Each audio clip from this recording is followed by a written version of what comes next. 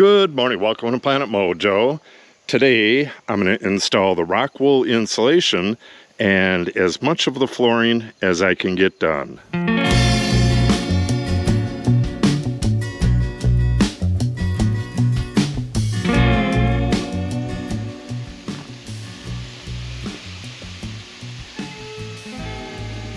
I have all of my hardware cloth in there.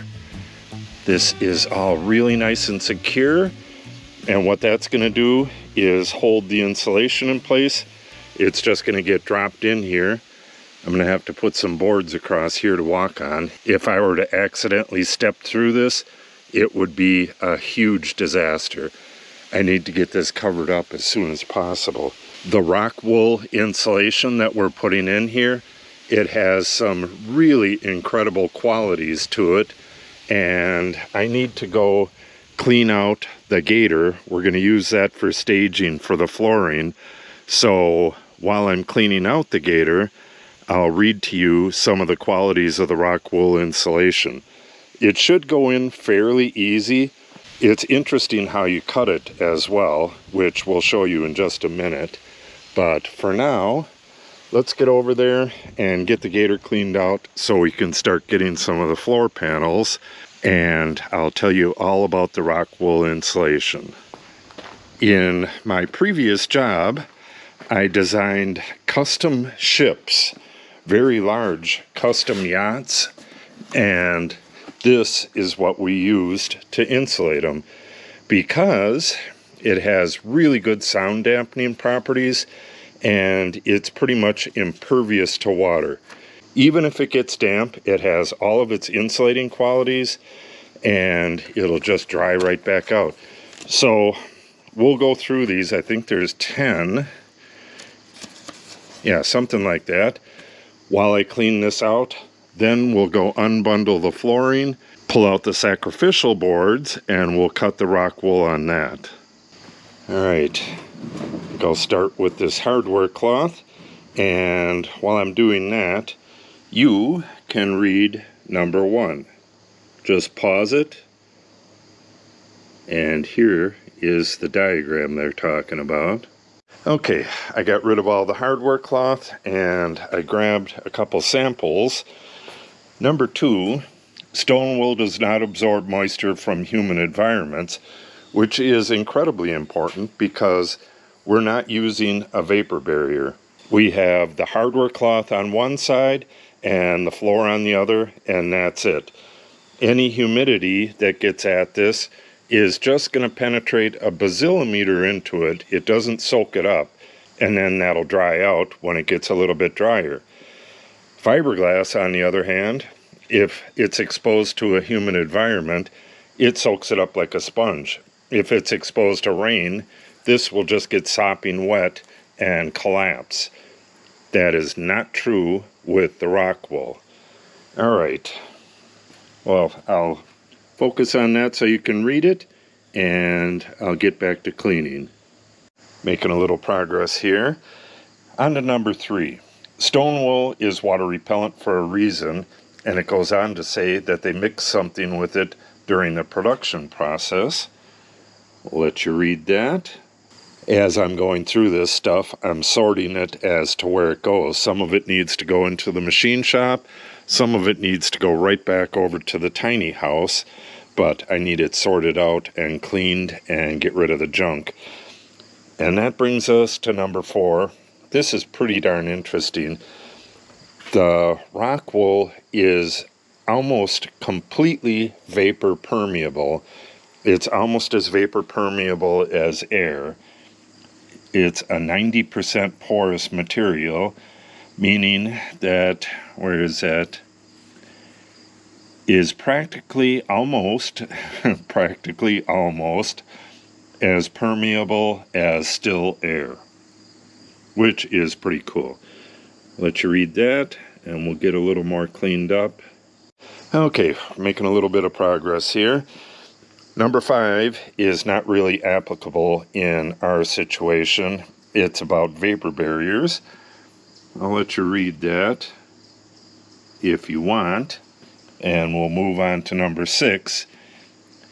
Stone wool contains no moisture when installed.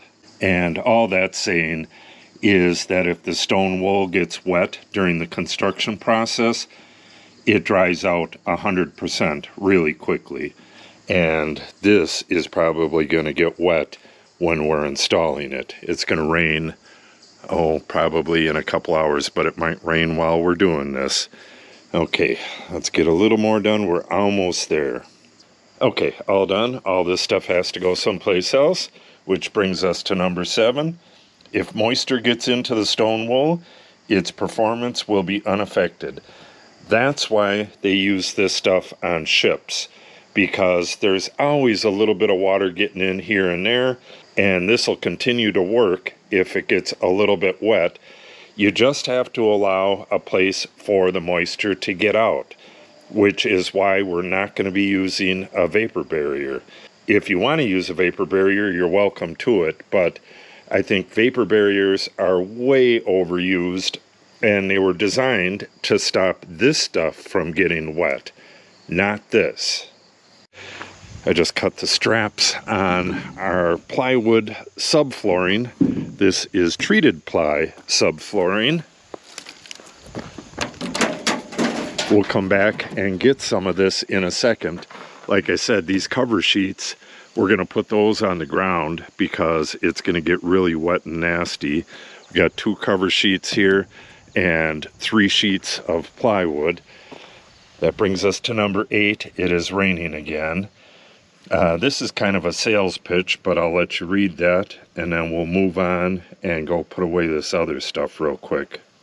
In the process of driving from there to here, the tiny little bit of coffee in the bottom of my cup spilled on this, so let's read it real quick. How much moisture can the stone wool product contain?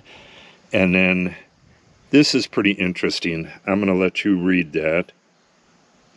And I'll put a link to the website where all this stuff came from, and you'll be able to read that as well. And this one, number 10, can the stone wool be soaked with water? And lastly, before the rain gets too bad, this stuff is 100% fireproof and it's 100% recyclable. You can make brand new rock wool with old rock wool. You can't do that with fiberglass. All right, I got to get this stuff out of here. It's drizzling pretty hard right now. Okay, I think I'm set up pretty well. We got the glue for the subfloor, the driver, extra battery, screws for that, and we have our electric knife. We use this to cut the rock wool. It works really well. We'll show you that in a little bit. And we have it on an extension cord because we're going to cut that stuff out here whenever possible. But if it starts raining, we need to have a way to get out of the rain real quick. Okay, good to go. So let me go grab one of those cover sheets and I'll go grab some rock wool and we'll get set up and we'll begin to install the insulation. Okay, got my first load of stuff. Got a cover sheet and we had an open bundle of the rock wool. Just pressing on it, it makes your fingertips feel really nice and warm. This is some cool stuff. This is for a 2x6 cavity and it is R23.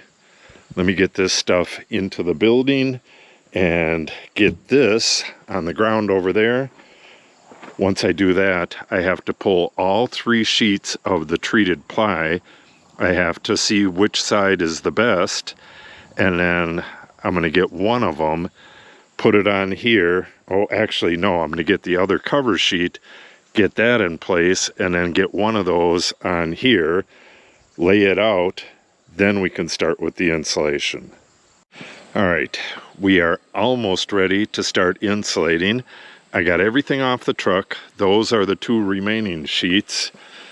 This was the best one, and by best, it's not that great. These are CCX, which means both sides are C grade. Yeah, you can't see all the way down it because of that, but you could see it's got a few humps and stuff in it. These are really heavy. They're over 100 pounds, and Natalie and I are going to have to take it, and, well, this won't be here. This will be right here. I'm going to have to screw it in place, but for right now, she's going to use that to put the insulation in. But we'll move this 2x8 over here, put a screw in it so it doesn't move, and then we got to tip this onto it, slide it across, and use this for walking on. Then we got to lift it and slide it underneath there. There's going to be glue on all of this, so it's going to be real difficult. Okay. Oh, and in order to get that bow out, we're probably going to have to weight the center of it so we can get it slid underneath there, and we'll have to tap it around with a sledgehammer because it's so heavy. Put a piece of wood, got a piece of wood right there. Natalie, I have to hold that and we'll tap it around.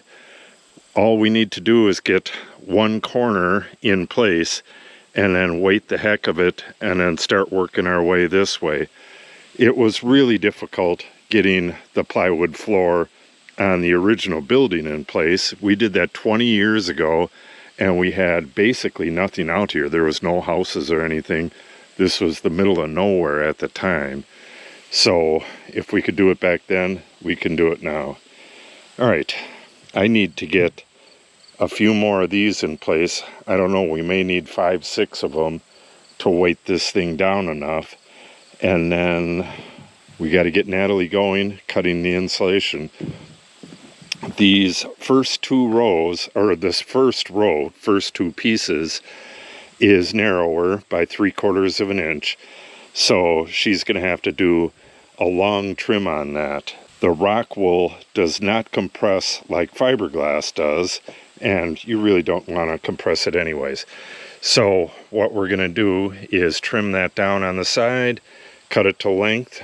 The way they have it a 1/2 inch extra width for the bays to hold it in place. So we're going to keep it at that.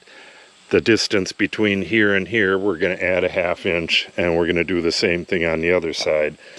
We also need to make little cuts in it for this, otherwise that's going to hold it up.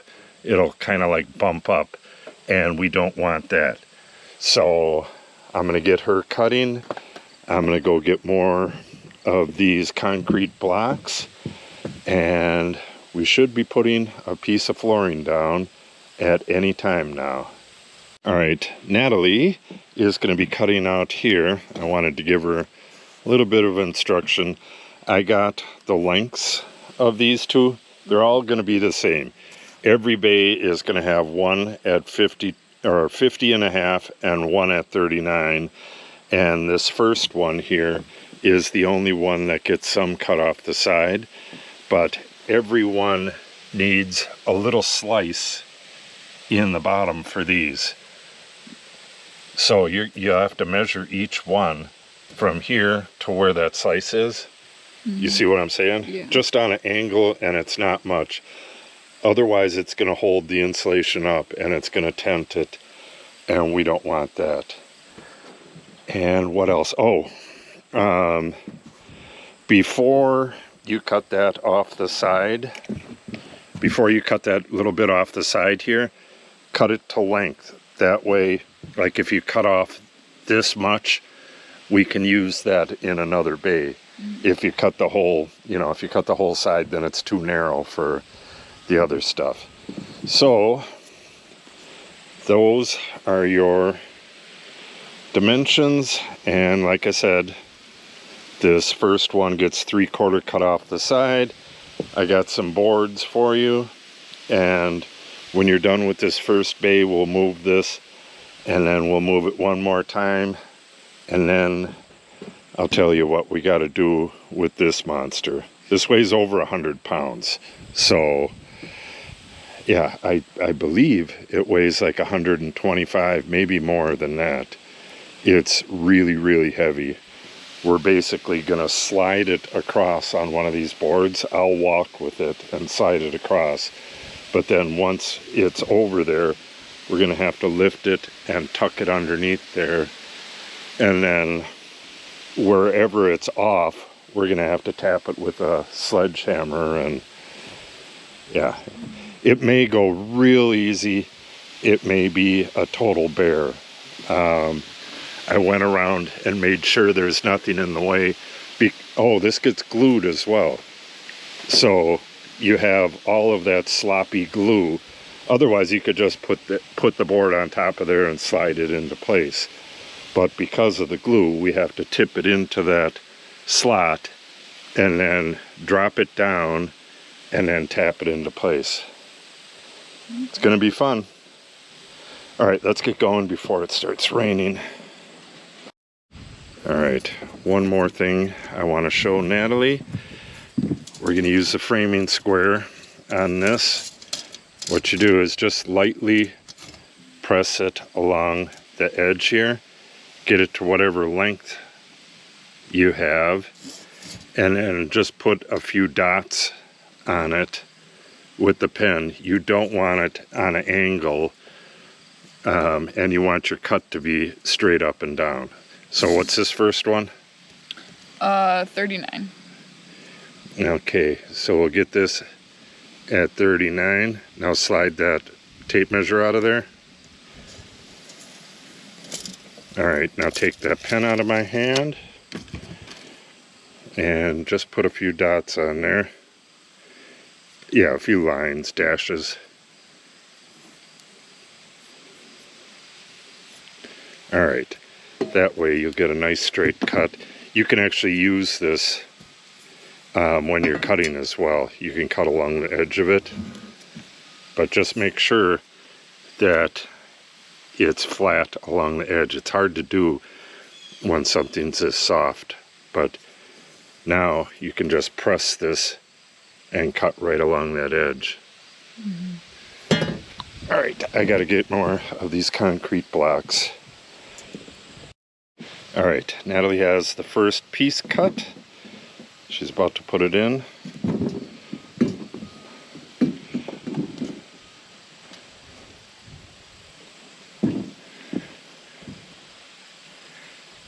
Should fit pretty snugly. Yeah, especially, go ahead. Because this is sticking out in its way.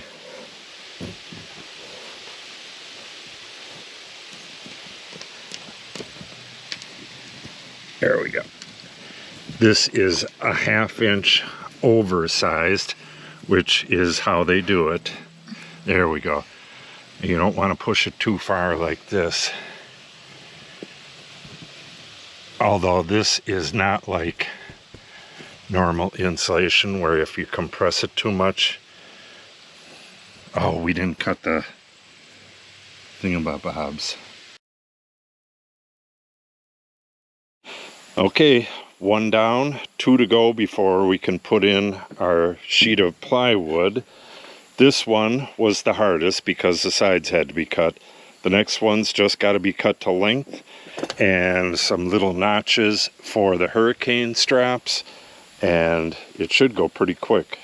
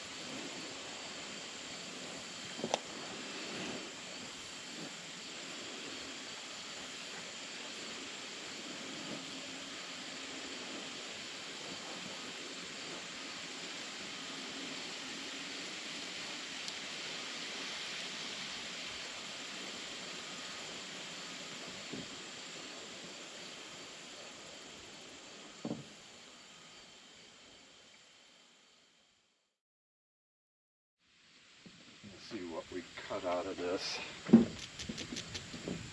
Okay, it has to go on just the way it is. So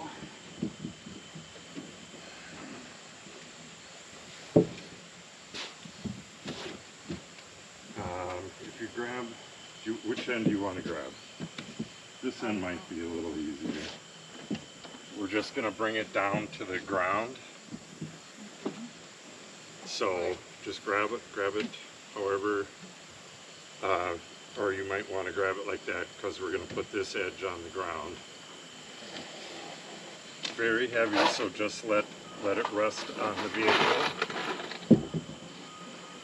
Okay, now get on this end.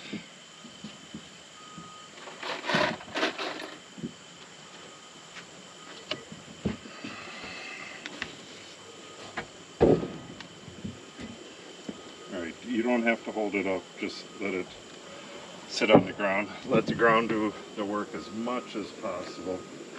Do you want to walk it across? It's probably going to be easier. Just make sure it doesn't slide off of that board.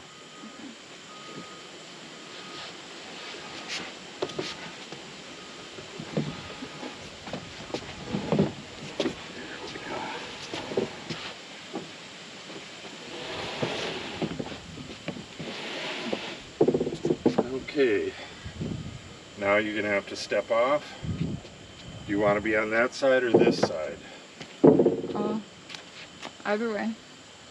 Alright, now remember what I said? We're going to lift, kind of roll it and slide it under that. But we'll have to get down kind of low to do it. Alright, on 3. 1, 2, 3.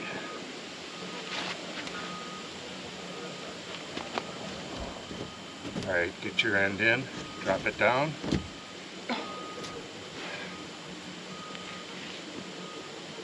Okay, drop it. Holy crap. I mean, it went in perfect. Yeah. I got a sledgehammer. I mean, it's almost dead on, right off the bat. That was awesome. That's why it pays to do good work.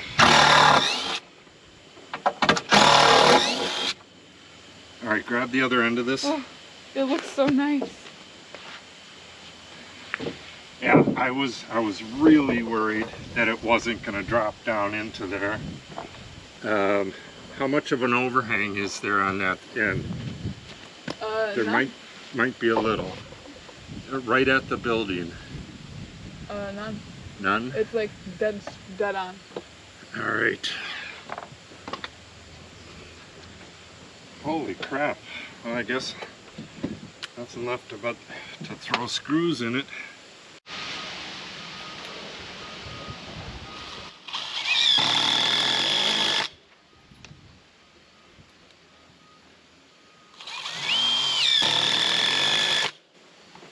All right.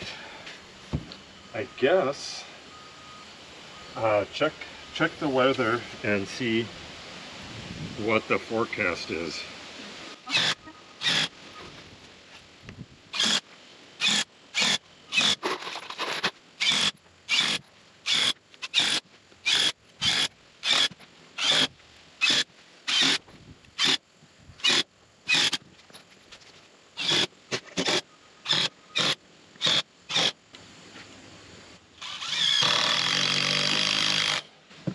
Is there that box of screws right there, 3-inch screws? Can you hand them to me, please? Yes. The weather app on my phone said no rain until nighttime. That's what mine said. I checked my other weather app to check the radar, and it says light rain unlikely for the next 2 hours, but it's... Unlikely? Yeah. But it's still on. Sorry, what? But it's still on there, you know. Okay. We'll go ahead. I mean, it's not going to take long to get now that you know what you're doing and we got this hard one in place, well, oh, yeah, that's right, this one has, I'm gonna find, I have a hole saw for both of them, but Hey Siri, call Mother. I'm gonna find them before we start putting insulation in. I want to find those. She sent me right to voicemail. Or a phone call.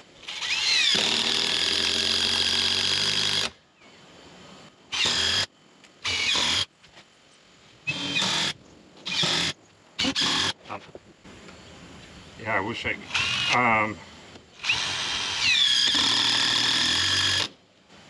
Why don't you go look in the shop for the hole saw?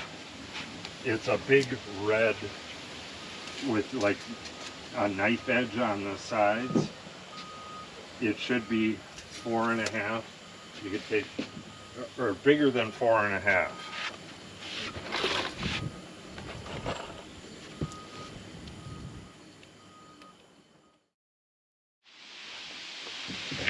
I'll grab a hold of it.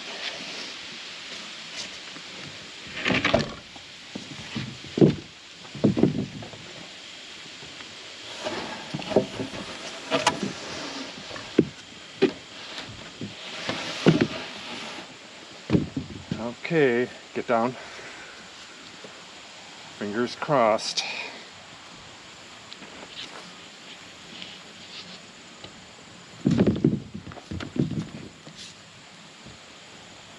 Oh, this.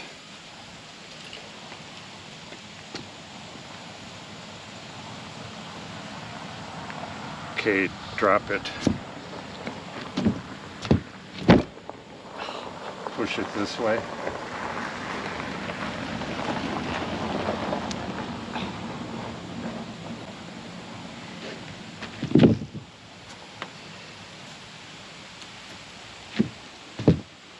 Okay, the whole thing needs to come my way, just a hair. Alright, that's good. How's your side look? Good. Tiny bit of like the underneath is overhanging a tiny bit, but not too bad. This looks nice and tight. Okay, that's... Looks good. Yeah, at the edges we'll have to trim it because it's a little longer than 8 feet and the foundation is exactly 8 feet. This is swollen up. That's fine though.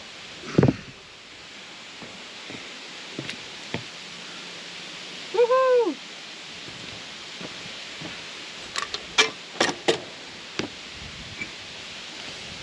Okay, what else needs to go inside? We exposed all them tools over there. All the tools and all the... No, the tools inside the gator can stay there. Those are going somewhere else. Well, all the ones on the back. Yep.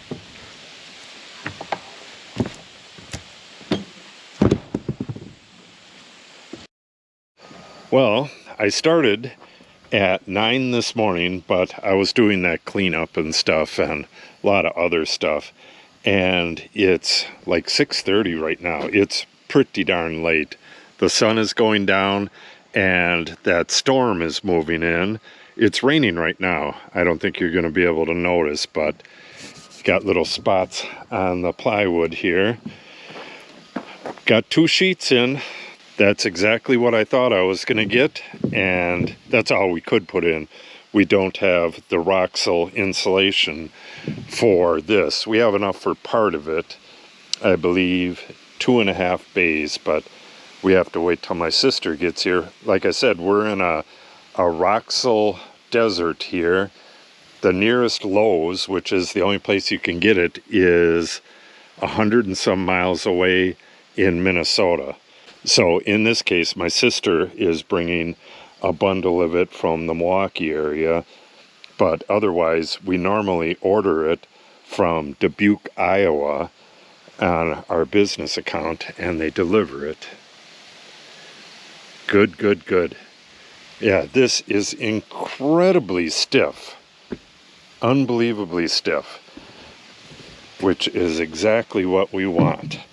So I'm not sure if we're going to be filming this last bay or not. It'll probably be the good part of a day. I got to do some cuts on this. This is a damaged sheet. I'm not sure if you'll be able... Oh, here it is right here.